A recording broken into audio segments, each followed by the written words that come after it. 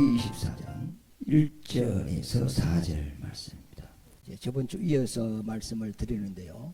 구약에 보면은 제사장이 성전에 들어가서 하나님을 섬깁니다. 그럼 제사장이 어떻게 하나님을 섬겼느냐, 그것을 우리가 이해함으로써 오늘날 구원받은 우리가 하나님을 어떤 방식으로 섬겨야 되느냐, 이걸 배울 수가 있습니다. 하나님은 내 임무대로 섬기는 것 아닙니다. 세상 종교는 지성이면 감천이라 그래요.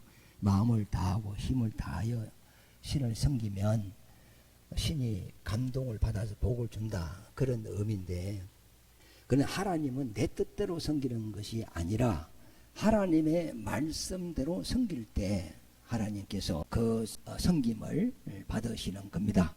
그래서 우리 성전을 통하여서 하나님을 섬기는 신앙생활에 대해서 좀 이해가 되시면 좋겠습니다. 저번 주에는 하나님의 백성이 허물이 있으면 수송아지를 잡아서 그 피를 하나님께 보임으로써 허물죄가 용서를 받았어요. 죄가 있으면 하나님께 가까이 갈 수가 없잖아요. 그래서 짐승의 제사로 죄 문제를 해결하고 이제 성소에 들어갈 때 물두멍이라고 있습니다. 그 물두멍에 수족을 씻으라, 손과 발을 씻으라, 이렇게 이야기를 했습니다. 노수로 만든 물두멍, 이것은 성막에서 하나님을 섬기는 여인들의 녹거울을 녹여가지고 만든 이 물두멍입니다. 그럼 거울은 내 얼굴과 내 몸을 비추어서 나를 단장하는 거잖아요.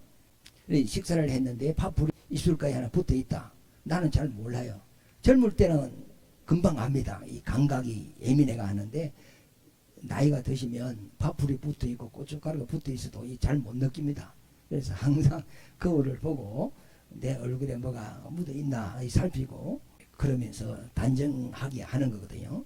이와 마찬가지로 이제 성소 안에 들어가면 그때 이제 하나님의 얼굴을 뵈러 들어가는 거니까 손발을 씻으라. 그러니까 손발을 씻으라니까 막 물로 손 씻고 발 씻고, 이거는 비우고 손으로 잘못한 거, 발로 잘못한 거, 머리로 잘못한 거, 마음으로 잘못한 거, 말로 잘못한 거, 생활로 잘못한 것, 이런 것을 우리가 하나님 앞에 회개하라, 이 말입니다. 그리고 내가 잘못한 것도 하나님 앞에 회개하고, 그리고 내가 남을 용서하지 못한 것도 다 용서하고, 그리고 난 이후에 하나님 앞에 와서 예배를 드리고 예물을 드리고, 그 다음에 성령의 인도하심으로 하나님의 은혜 속에 우리가 들어가는 것이다 말이죠. 그러면 손발을 다 씻고 이제 성전 안에 들어가면 그 성전 안에는 촛대가 있고 떡상이 있고 항로가 있습니다. 제가 이거 그림을 그려놨는데 보시겠습니다. 보이죠? 이게 이제 여기서 물두멍이 여기 있어요. 여기 있는데 손발을 씻고 시장문을 열고 들어가면 등대가 있고 떡상이 있고 분향단이 있어요. 그리고 휘장이 처해 있어요. 휘장 뒤에는 지성소라 그래요. 법궤가 있어. 하나님이 계시는 곳이라, 그런 의미입니다. 그러면 이제 물두멍에 손발을 씻고 들어가면 첫 번째 맞이하는 곳이 금등단대입니다. 우리 성경에는 촛대로 이렇게 되어 있어요. 그런데 촛대가 아니고 원래는 등잔대, 이것이 맞습니다. 그래서 정정대는 중앙에 정정대가 하나 있고 그 중앙에 좌우로 3개씩 붙어 연하여 있습니다. 정정대 7에 그 머리 부분에 보면 등잔이 붙여져 있습니다. 여기에 심지를 심어가지고 불을 이제 켜서 성소를 환하게 이렇게 밝히는 역할을 하는 겁니다. 이 성전 구조를 보면은 성전에는 창문이 하나도 없어요. 우측에도 좌측에도 창문이 없고 앞뒤로 다 휘장으로 다 가려져 있어요. 그러니까 밖에서부터 빛이 바늘 구멍만큼도 안으로 들어오지 않아요. 그러니까 등잔불을 켜지 않으면 성소 안이 캄캄해지겠죠. 아무것도 안 보이겠죠. 그죠?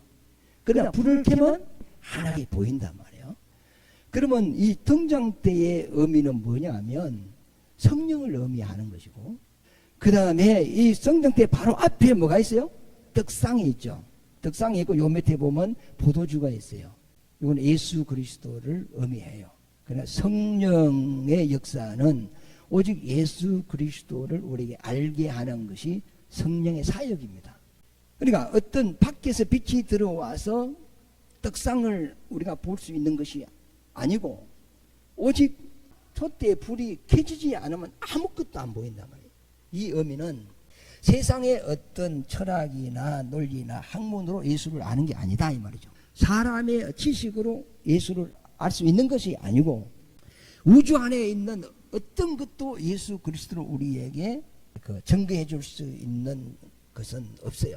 오직 예수 그리스도를 우리에게 증거해 줄 수 있는 분은 성령만이 예수 그리스도가 누구인가를 우리에게 알게 해준다는 그런 의미가 있습니다. 그 다음에 이 지붕에는 카페트 늑장이 덮여져 있어요. 그 늑장이 덮여져 있는데 이렇게 접혀져 있어요. 첫 번째 카페트는 해달의 가죽, 물개의 가죽 있죠. 물개가 거머티티 하잖아요.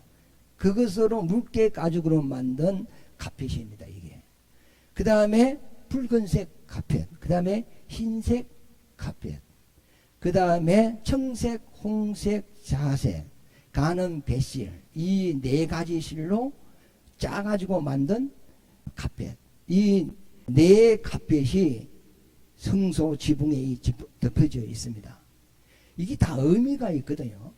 하늘에서 하나님이 이 세상을 볼 때 첫째 카펫이 검은 거잖아요. 해달의 가죽이잖아요. 그러니까 다 죄인이라는 겁니다. 의인은 없나니 하나도 없다는 거예요. 그러니까 죄의 색깔을 검은 색깔로 이렇게 말해 놓은 거죠. 그런데 하나님께서 그 아들 예수 그리스도를 보내서 십자가에 피를 흘려서 우리 죄를 사하셨다는 거예요. 그러니까 우리가 이런 죄인이지만 예수의 피의 은혜로 죄 용서를 받아서 그 다음에 빨간 그 다음에 무슨 카펫이죠? 흰 색깔이잖아요. 우리 죄가 용서받았다는 거예요. 용서받았다. 용서받은 우리는 이제 그 다음에 카펫이 뭐죠? 청색, 홍색, 자색, 가는 배실, 이 네 가지로 카펫을 만들었단 말이에요. 그럼 청색이라는 것은 생명을 이야기해요. 생명의 성령의 법이 성경에 그러죠. 성령 하나님을 이야기하고, 홍색은 피 색깔이잖아요. 성자 하나님을 이야기하고, 자색은 부유를 이야기하잖아요. 하나님이 우주 만물을 창조하셨다네요. 무에서 유를 창조하셨다네요. 모든 것이 하나님께로부터 나와서 하나님 부유하신 분이라는 거예요. 그래서 자색은 성부 하나님, 성부, 성자, 성령. 그 다음에 가는 배실. 우리가 언제 배옷을 입죠? 초상날 때. 부모님이 돌아갈 때 자식들이 전부 다 배옷을 입어요. 왜? 부모님을 돌아가게 한 죄인이라는 세상에는 그런 의미가 있어요. 이 배옷이라는 것은 죄인인데 우리가 죄인이 예수 은혜로 이제 구원을 받아서 깨끗해졌는데 우리가 성부, 성자, 성신, 삼위 하나님과 하나 되었다는 겁니다. 그러니까 청색, 홍색, 자색과 가는 배실로 같이 하나로 뭘 만들어 버렸어요? 카펫을 만들어 버리잖아요. 그러니까 하나님이 우리를 창조한 목적은 하나님과 우리가 하나 되는 그 목적의 계획을 가지고 우리를 창조한 거예요. 그런데 우리가 죄를 범함으로써 하나님을 떠나버린 거죠. 근데 하나님 또 우리를 찾으셔 가지고 우리와 임마누엘 해 주시는 거단 말이에요. 그러니까 하나님이 우리에게 다가오는 것은 우리와 하나 되기 위하여 다가오는 거예요. 하늘에서 위에서 내려오면. 그 다음에 뭐냐면 우리가 하나님께로 다가가는 게 있어요. 이 해막에 범죄단이 있는데 범죄단은 1년에 한 번 6월절 날 이스라엘의 달력을 보면 1월 14일이 6월절이거든요. 그 1월 14일이 그들에게는 유대인에게는 1월 1일입니다. 그러니까 1월 14일이 그들의 1월 1일 시작입니다. 그럼 6월절이 어떤 날이죠? 애굽에서 출애굽한 날이란 말이에요. 그래서 이 6월절 양을 잡아가지고 온 이스라엘 백성을 위하여 희생제물을 하나님께 대제사장이 드리는데 이 피를 가지고 어디 들어가냐면 이 성소로 지내가지고 이 지성소 휘장을 지내서 이 법궤까지 들어가요. 그러니까 1년에 단 한 번만 성소와 지성소 사이에 있는 이 휘장이 열려요. 그러나 성막의 휘장은 매일 이제 제사장이 성소에 들어가서 섬기고, 이 지성소 하나님과 성소 사이에 휘장이 가로막혀서 방이 2개가 돼 있어요. 분리가 돼 있어요. 이 접근을 못 하는데 6월절 날 딱 한 번 열려요. 그래서 제사장이 하나님께 피를 보이고 온 백성의 죄를 사는 이날이 6월절인데, 이와 마찬가지로 예수님이 이 땅에 오셔서 6월절 어린 양으로서 십자가에서 피를 흘리잖아요. 피를 흘리고 운명하는 순간에 이 성소와 지성소 사이에 가로막힌 휘장이 찢어져 버렸어. 막혀있던 휘장이 찢어져 가지고 열려버렸어. 거기 히브리서 10장 19절에 보면은 이 휘장은 예수 그리스도의 육체라 그랬어요. 그래서 주님이 사람의 몸을 입고 와서 그 몸으로 세상 죄를 지고 십자가에서 자기 몸을 찢어서 피를 흘렸어요. 자기 몸을 찢으니까 이 죄땀이 인간과 하나님의 사이에 가로막힌 휘장이, 다른 말로 휘장은 어떤 놈이라고요? 죄땀이라는 거예요. 이 죄땀이 찢어져 가지고 이 방이 하나가 되어버렸어요. 그래서 예수님께서 죽으셨다가 부활하여서 하늘 보좌에 앉으셨죠. 아버지께로 갔죠. 그러니까 예수님이 이 길을 걸어간 같이 우리도 죄악을 용서받고 수족을 씻고 성령의 감동을 받아 떡상 예수를 믿고 그 다음에 하나님께 감사하면서, 분향되는 감사하면서 우리를 구원해 주셨으니 감사해야 됩니까? 안 감사해야 됩니까? 감사해야 돼. 영광을 돌려야 돼? 안 돌려야 돼요? 영광을 돌려야 돼. 내가 구원받은 것은 누구의 은혜로다? 하나님의 은혜로다 하면서 영광을 돌려요. 그러면서 우리가 누구 앞에 가죠? 하나님 앞에까지 가는 거예요. 그리고 하나님과 하나 되는 거예요. 우리는 예수 그리스도로 말미암아 하나님께 이제 성령의 감동으로 예수 믿고 지성소 하나님까지 가서 하나님과 하나 되는 것이고, 하나님은 하늘에서 우리에게 다가오는 거잖아. 그죠? 죄인을 예수 그리스도로 용서하시고 의인이 되게 하셔서 우리와 하나 되는. 그러니까 마치 뭐냐 하면 아비의 마음이 자식에게로 다가오고 자식의 마음이 아비에게로 다가가서 아버지와 아들이 딱 하나 되는, 이것이 성전의 이게 역사예요. 우리가 결론적인 것은 우리가 부활해서 누구와 하나 되는 거죠? 하나님과 하나 되는 거예요. 이게 인간의 가치고 우리 기독교의 가치가 요거 있는 겁니다. 예수 믿고 잘 살고 하나님 축복을 주고 건강을 주고 장수하고 이것도 복이에요. 그러나 이건 영원하지가 않아요. 기독교에서 가르치는 것은 하나님과 우리가 하나 되고 하나님의 영광 속으로 우리가 들어가는 겁니다. 거기에 우리의 소망이 있고 꿈이 있는 겁니다. 그래서 성경을 한번 읽어보겠습니다. 자, 요한복음 17장인데요. 21절에 시작. 아버지여, 아버지께서 내 안에 내가 아버지 안에 있는 것 같이 그들도 다 하나가 되어 우리 안에 있게 하사 세상으로 아버지께서 나를 보내신 것을 믿게 하옵소서. 예수님과 아버지가 하나 되었다고 그랬죠. 그러니까 내가 아버지와 하나 된 것 같이 우리도 아버지와 하나 될 수 있도록 해달라 이 말이죠. 그럼 내가 아버지와 하나 되면 내 신분이 어떻게 되죠? 요한복음 10장에 보면 예수를 믿는 너희는 신이라 그랬어요. 우리가 신이 된다는 거예요. 그리고 다른 말로 하나님이 된다는 거죠. 양자입니까? 친자식입니까? 양자는 내 자식이 아닌데 남의 자식을 데려와가지고 내 아들로 삼는 기고, 우리는 예수 믿고 하나님의 아들이 되는 것은 양자입니까? 친자입니까? 친자입니다. 누구의 생명을 받았죠? 하나님의 생명을 받았어요. 그럼 내 안에 있는 생명의 씨를 내 새끼가 받으니까 이게 내 새끼잖아. 이와 같이 우리는 하나님의 생명을 가졌단 말이죠. 그래서 하나님과 우리가 하나 되는 거예요. 22절에 내게 주신 영광을 내가 그들에게 주었사오니 이는 우리가 하나가 된 것 같이 그들도 하나가 되게 하려 함이니이다. 곧 내가 그들 안에 있고 아버지께서 내 안에 계시어 그들로 온전함을 이루어 하나가 되게 하려 하면, 우리가 온전해지는 것은 하나님과 하나 될 때 온전해지는 거예요.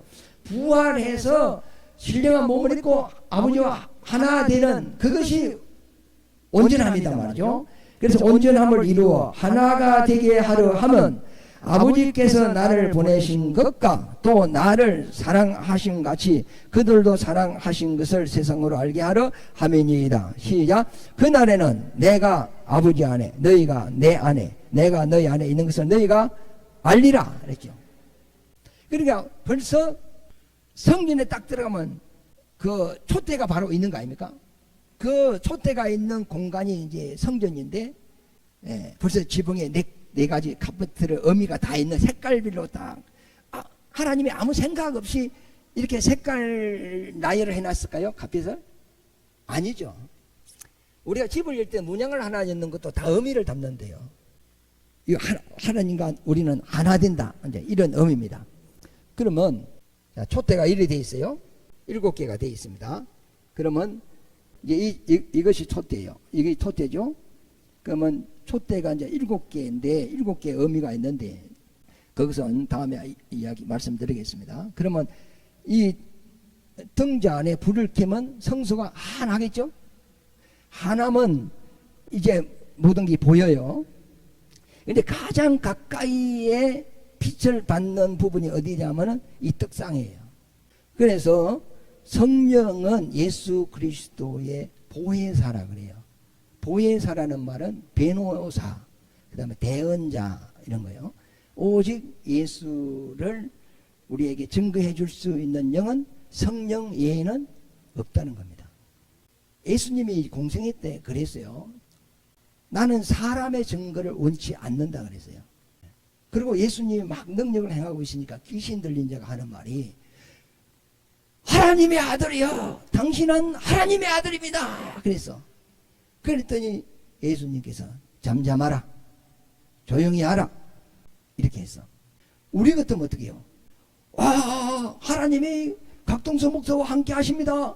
하나님이 각동서 목사를 사랑합니다. 이렇게 하면 기분이 좋아 안 좋아? 좋죠? 그럼 하지 마라 할까요? 자꾸 계속 하라 할까? 계속 하시오. 이렇게 하겠지. 그런데 하나님, 예수님은 귀신이 당신이 거룩 하신 하나님 아들입니다. 잠잠하라 귀신아 들어. 예수님은 귀신의 증거를 받아 안 받아요? 안 받는 거죠. 사람의 증거를 원하지 않는다. 왜? 사람 속에 무엇이 있는가를 예수님은 안다는 거예요. 그러니까 사람의 증거를 받지 않는다는 거예요. 세상의 증거도 안 받는다는 거예요. 오직 예수는 성령의 증거만 받는 분이다 말이에요. 그래서 신구약에 보면은 성령의 증거를 받은 사람들이 있어요. 구약에는 선지자가 받았어요. 성령의 감동으로 하나님의 말씀을 받아서 그 성경을 기록하고 이제 그 선포를 했단 말이죠. 그러니까 성령의 이 기록은 한번 읽어보겠습니다.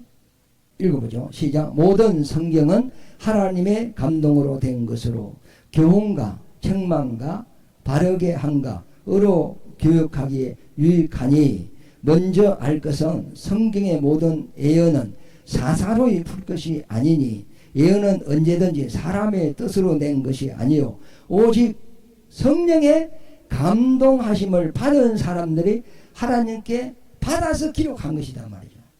그러니까 이 성경은 사람이 소설 쓰듯이 쓴 것이 아니고 사람의 생각이 들어가 있는 것이 아니고 사람이 하나님 성령의 감동을 받아서 하나님이 주시는 말씀을 기록한 것이다 말이에요. 이게. 그러면 그러면 기록한 내용이 뭐냐? 기록한 내용이 뭐냐? 누가복음 24장 27절 이에 모세와 모든 선지자의 글로 시작하여 모든 성경에 쓴 바 자기에 관한 것을 자세히 설명하니라. 모세는 모세 율법을 이야기하잖아요. 그 다음에 모든 선지자의 글, 대선지서, 소선지서, 성경 모든 그 역사, 그 선지서가 있잖아요. 그게 전부 다 누구에 대한 기록이죠? 예수님에 대한 기록이다. 44절에 또 이러시되 내가 너희와 함께 있을 때에 너희에게 말한 바 곧 모세의 율법과 선지자의 글과 시편에 성경에 시편이 양이 상당히 많습니다. 시편의 모든 그 성경 내용도 누구에 대한 이야기죠? 예수님에 대한 이야기예요. 그 다음에 요한복음 5장 39절, 요한복음 5장 39절 시작. 너희가 성경에서 영생을 얻을 줄 생각하고 성경을 연구하거니와 이 성경이 곧 내게 대하여 증언한 것이다. 그러면 구약에 있는 모든 성경은 예수님 이야기잖아요. 그러면 예수님에 대한 이야기인데 그 내용이 뭐냐면 하나님이 우리를 지에서 구원하기 위하여 메시아를 보내주셔서 그분이 피 흘려서 희생 제물이 되어 우리 죄를 대속하고 우리를 구원하겠다는 내용이 구약 성경이에요. 그러면 예수님은 이 땅에 이제 오셨잖아요. 오셨는데 오셔가지고 30년 동안은 평범하게 사셨잖아요. 그래서 30살에 되셔서 요단강에서 세례를 받으면서 성령을 받고 이때 성령에 이끌려서 이제 공생애가 시작되는 겁니다. 공생애가 시작되면서 예수님은 이제 안식이 되면 회당에서 가르쳤다 그랬어요. 그 다음에 천국 복음을 전하고 그 다음에 부적과 이적으로 그걸 증거를 했다 그랬거든요. 그러면 예수님이 회당에서 백성들에게 가르친 내용이 뭐냐 하면 구약의 시편과 율법과 선지자들이 예언한 자가 곧 내다. 이렇게 이제 이야기를 하는 거예요. 그러므로 천국이 가까이 왔느니라 회개하라. 주님은 어디서 왔다고요? 하늘에서 왔다는 거예요. 그러므로 뭐하라? 회개하라. 그러면 예수님이 우리를 구원하러 왔다는 거예요. 그러면 그걸 어떻게 믿습니까? 표적으로 보이는 거예요. 죽은 자를 살리고 문둥이를 치료하고 안진뱅이를 일으키고 벙어리를 말하게 하고 회복시키는 거잖아요. 원래 사람은 말을 했잖아요. 근데 벙어리가 됐어. 잘못된 거죠. 다시 벙어리를 말하게 함으로 회복시킨 거죠. 원래 건강한 사람이 병들었어요. 잘못됐죠. 치료함으로 다시 회복시키죠. 예수님이 와서 그 죄인을 구원을 함으로 회복시킨다는 거예요. 그러므로 표적과 이적과 능력을 보이는 거예요. 그래서 예수님은 그 공생의 3년 동안 구약의 자기에 대하여 예언한 모든 것을 다 이루었어요. 십자가에 운명하실 때 다 이루었다는 거예요. 뭘 이루었느냐? 율법에서 나를 증거하고 선지자들이 나를 증거하고 구약의 모든 성경에서 나를 증거한 것을 내가 이제 다 이루었다는 겁니다.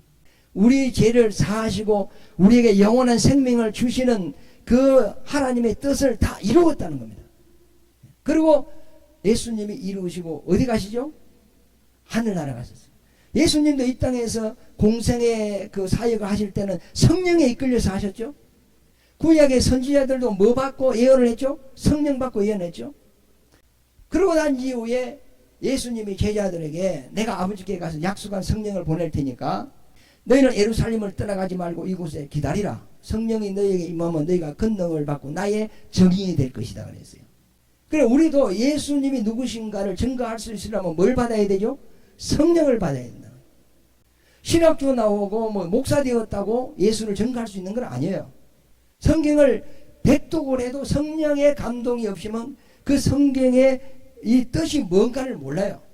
그러면 어떤 내용은 알아. 어떤 사건은 알아. 아브라함이 뭐 어떻고 뭐 이삭이 어떻고 그거는 이야기는 아는데 그 뜻을 모르는 거야. 그래 그렇게 똑똑한 바울도 하나님을 잘 섬기는 바울도 율법 안에 있을 때는 예수가 누군가를 몰랐어요. 그래 성령을 받고 알았단 말이에요. 제자들도 예수님을 3년 동안 이제 따라다녔어요. 예수님께 가르침을 받고 예수님이 행하는 능력도 보고 함께 동고동락하면서 3년을 다녔단 말이에요. 그런데 제자들이 예수님께 말씀을 들었을 때 그걸 이해를 했느냐? 이해를 못했어요. 그래서 예수님께서 참 어렵도다. 지금은 너희가 알지 못하나 이후에는 알리라 그랬어요. 언제 안다고요? 성령을 받으면 안다는 거예요. 예수님의 제자들에게 사람들이 나를 누구라 하더냐 했더니 뭐 선지자 중에 하나라고 합니다.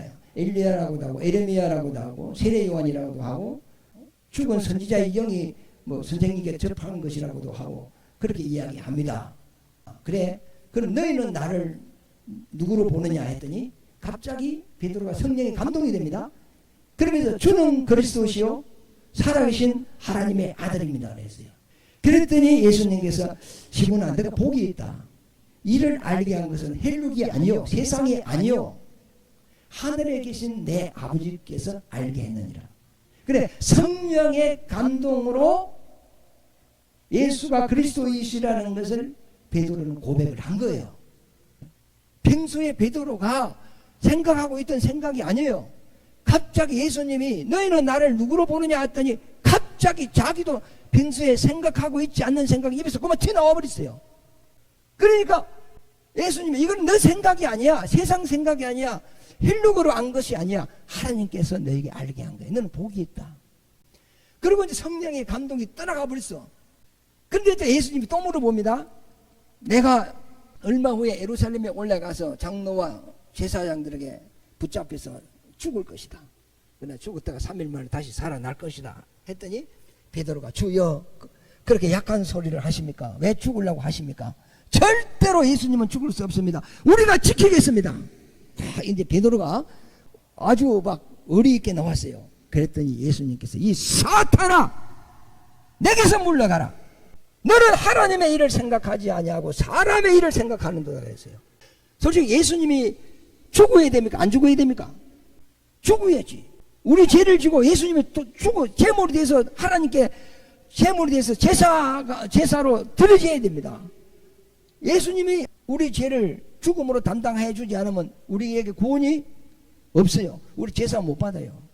예수님께서 나는 이 땅에서 섬김을 받으러 오는 것이 아니고 섬기러 오고 많은 사람의 대속 제물이 되기 위하여 예수님이 오셨다 그랬단 말이에요. 예수님 죽으셔야 돼. 그런데 예수님은 아버지의 뜻대로 이제 죽음을 향하여 예루살렘으로 올라가는데 이 길을 베드로가 맞는 거예요.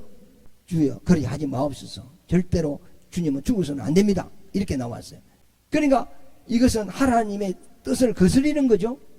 그러니까 예수께서 사탄아 내 뒤로 물러가라. 인간의 생각으로 예수를 붙잡았단 말이에요. 그러니까 성령의 감동이 아니면 절대로 우리가 누구를 알 수가 없어요? 예수를 알 수가 없는 거예요. 사람으로 모른다는 거죠.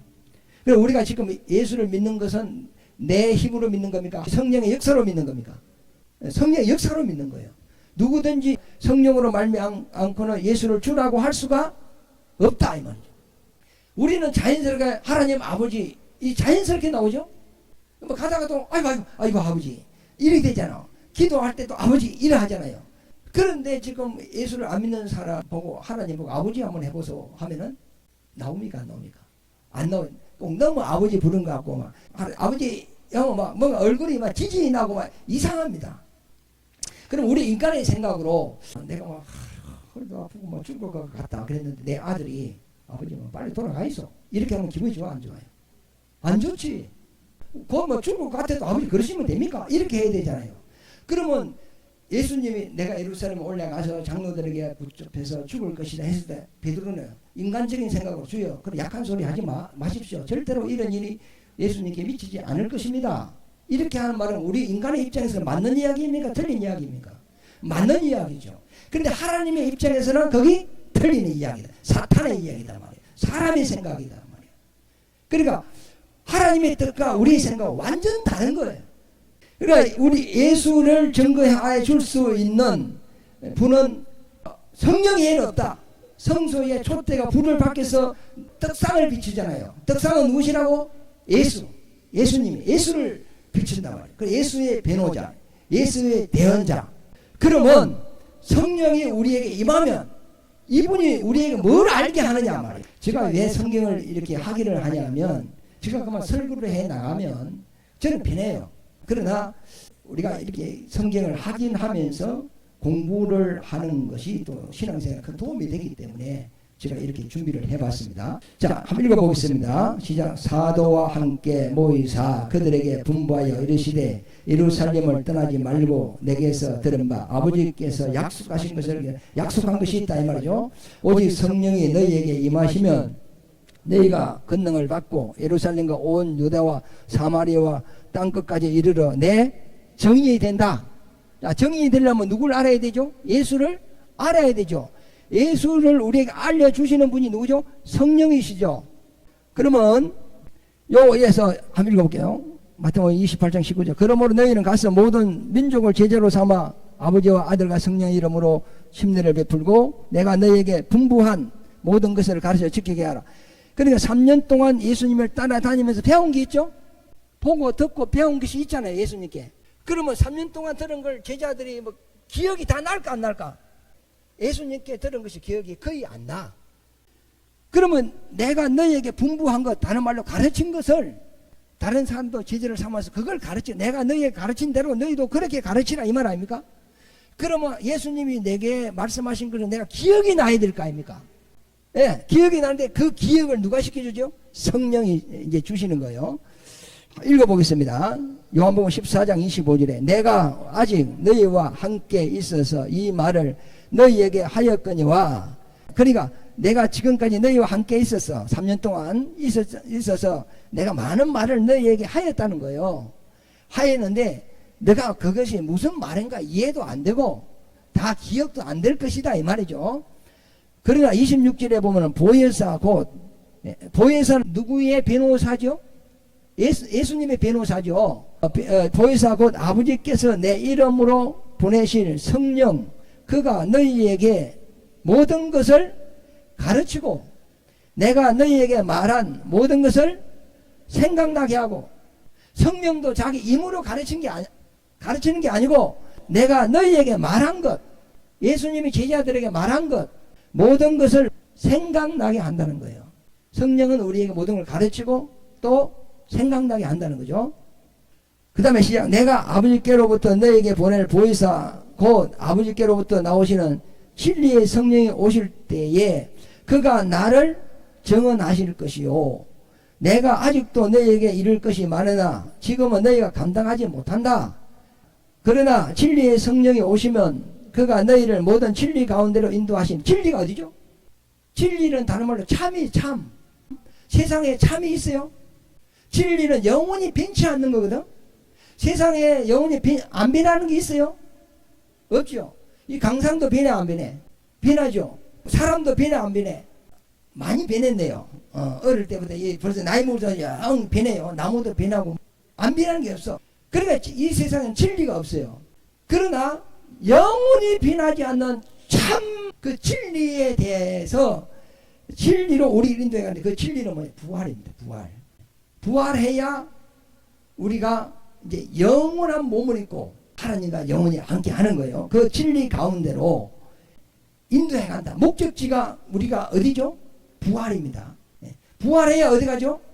하늘. 이 몸 가지고 하늘나라 가 못 가? 못 가요. 헬과 육은 하늘나라를 유업으로 받을 수 없다.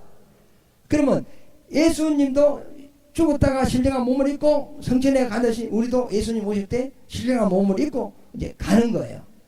사도 바울도 내가 이미 얻었다 함도 아니요 이제 내가 부활의 포대를 향하여 달려간다 그랬죠. 바울도 부활의 포대를 향하여 달려간다 그랬죠.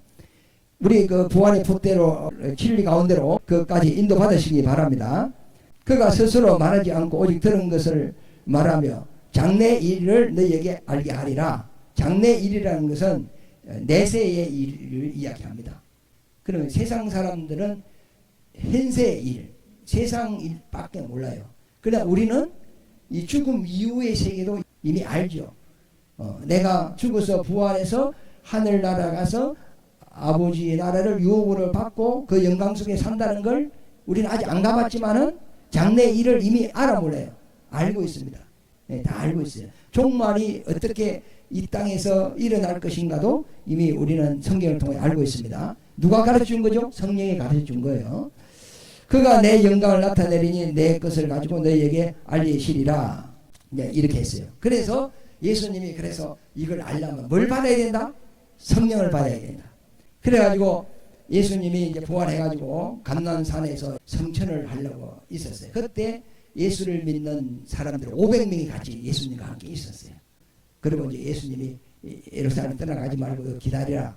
내가 아버지께 가서 아버지께서 약속하신 성령을 보낼 것인데 너희에게 성령이 임하면 권능이 나타나고 내가 너희에게 그동안 말한 것을 다 기억나고 그 성령이 너희를 진리 가운데로 인도하고 장래일도 알게 할 것이다. 너희가 세상에서 배워서 아는 것이 아니다. 성령께서 너희에게 그렇게 알게 할 것이다.